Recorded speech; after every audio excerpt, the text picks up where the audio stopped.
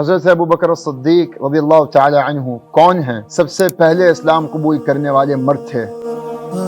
نبی کریم صلی اللہ علیہ وسلم کے سب سے قریبی دوست اور ساتھی تھے۔ آپ کا اصل نام عبداللہ بن ابی قحافہ تھا۔ صدیق کا لقب آپ کو واقعہ معراج پہ یقین لانے پر ملا۔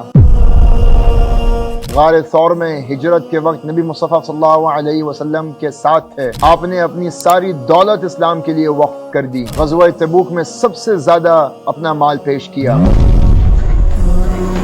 آپ نبی کریم صلی اللہ علیہ وسلم کے بعد پہلے خلیفہ منتخب ہوئے۔ قرآن کو ایک مصحف میں جمع کرنے کا آغاز آپ نے کیا۔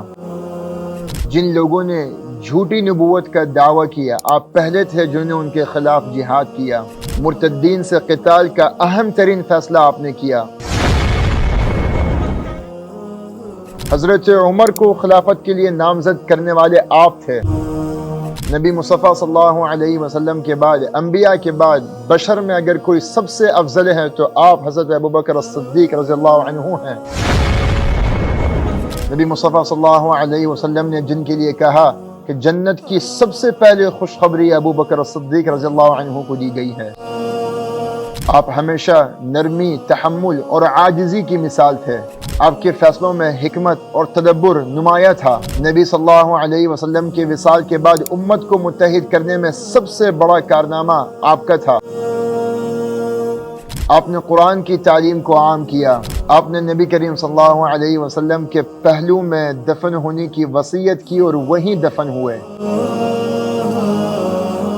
آپ کی بیٹی امی جان عائشہ رضی اللہ تعالی عنہا رسول اللہ کی سب سے پسندیدہ زوجہ مطہرہ امہات المؤمنین تھیں۔ آپ کی زبان میں اکثر قرآن کی آیات جاری رہتی تھیں۔ آپ بہت زیادہ رونے والے اور اللہ سے بہت ڈرنے والے تھے۔ آپ کا کردار ہر مسلمان کے لیے مثال ہے۔ جنت میں جو بھی جائے گا وہ خوش ہوگا کہ میں جنت میں گیا ہوں۔ آپ جب جنت میں جائیں گے تو جنت خوش ہوگی کہ ابو بکر الصدیق رضی اللہ تعالی عنہ آئے ہیں۔